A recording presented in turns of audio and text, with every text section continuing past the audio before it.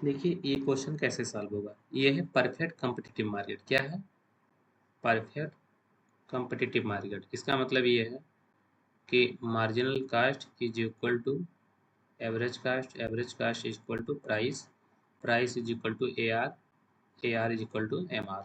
ठीक, सब कुछ इक्वल है क्योंकि क्या है, ये परफेक्ट कंपटीशन। ठीक है, अब ये परफेक्ट कंपटीशन है तो परफेक्ट कंपटीशन में जब एम सी बराबर ए आर, एम सी बराबर ए सी बराबर पी बराबर ए आर बराबर एम आर। ठीक है, ये सब चीज होता है। ठीक,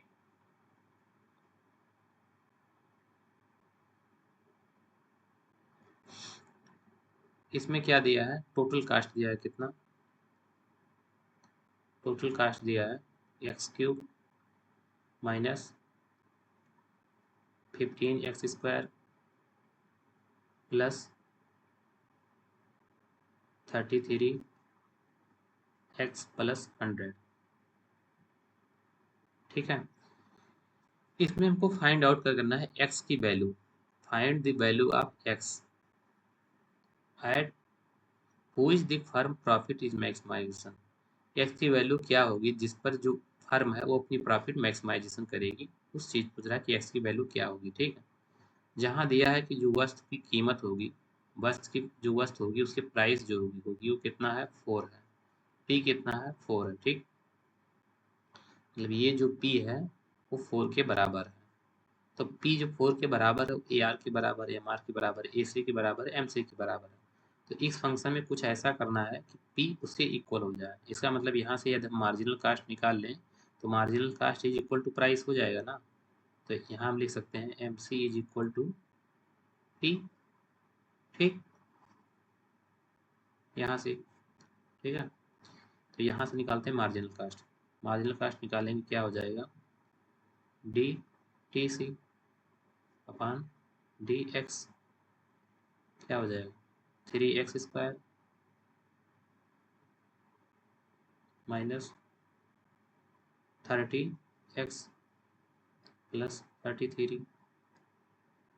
ये क्या हुआ, मार्जिनल कास्ट। तो marginal cost is equal to price, price बराबर कितना है 4। तो यहाँ क्या लिख सकते हैं, 4 is equal to 3x² minus 30x plus 33। इस 4 को इस साइड ले आएंगे तो कितना हो जाएगा, माइनस नहीं प्लस 29, जिसको लिख सकते हैं 3x² माइनस 30x प्लस 29। ठीक है, अब इसको क्या करेंगे, इसको हम क्वाड्रेटिक इक्वेशन है, इसको फैक्टर। यहाँ से क्या होगा, यहाँ से क्वाड्रेटिक इक्वेशन बन गया एक्स की वैल्यू निकालने के लिए, बट ये इक्वेशन सॉल्व नहीं होगा। तो यहाँ पर हम फार्मूला क्या लगाएंगे, a x square plus b x plus c. तो यहाँ से क्या करेंगे, ए बराबर कितना हो जाएगा 3, ए बराबर 3, बी बराबर -30, सी बराबर 29।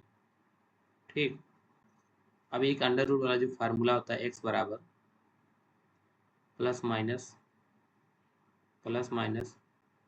क्या होता है, be under root b² -4ac। ठीक, अब ये 12th में हम लोग पढ़े हैं, जो क्वाड्रेटिक इक्वेशन नहीं सॉल्व होता तो ये फार्मूला यूज करते हैं अपान 2a। ठीक, तो यहाँ b कितना है -30, तो यहाँ क्या लिखेंगे -30 plus -30 under root b², b की वैल्यू -30 -4, a की वैल्यू कितना है 3, c की वैल्यू कितना है 29। ठीक, अपान 2a, a की वैल्यू कितना है 3।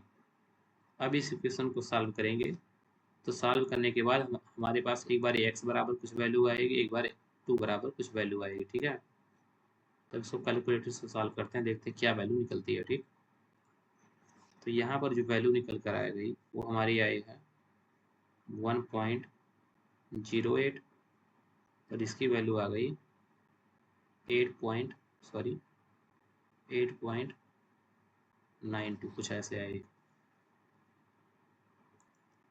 अब ये जो वैल्यू आई ये हमारी x1 और x2 की वैल्यू। देखिए ऐसे क्वेश्चन को नहीं देना चाहिए जिससे क्वाड्रेटिक इक्वेशन नहीं बने, क्योंकि एग्जाम में प्रॉब्लम होगी, आपको यहीं पर छोड़ना पड़ेगा। ठीक है, यहाँ से x की वैल्यू आप निकाल नहीं पाएंगे।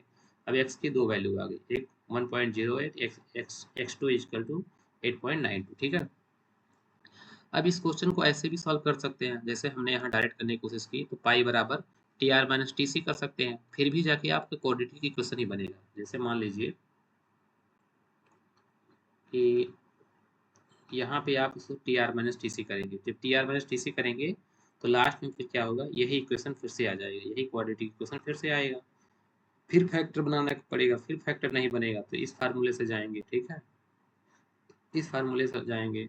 ट्वेल्थ में फार्मूला हमने पढ़ा है कि क्वाड्रेटिक इक्वेशन नहीं सॉल्व होता तो इस फार्मूले का यूज करते हैं, इसका यूज करेंगे, फिर जाके अल्टीमेटली वैल्यू यही आएगी, लास्ट में वैल्यू यही आएगी। ठीक है, यहाँ x1 और x2 की वैल्यू अलग अलग हो जाएगी, दो वैल्यू। जब जब ऐसे जब ये फार्मूला यूज करते हैं दो वैल्यू निकलती है, एक देखिए प्लस माइनस में, तो एक बार प्लस के साथ एक बार माइनस के साथ। ठीक, तो ऐसे क्वेश्चन को देना ही नहीं चाहिए। अब एक बार कभी दे दिया गया होगा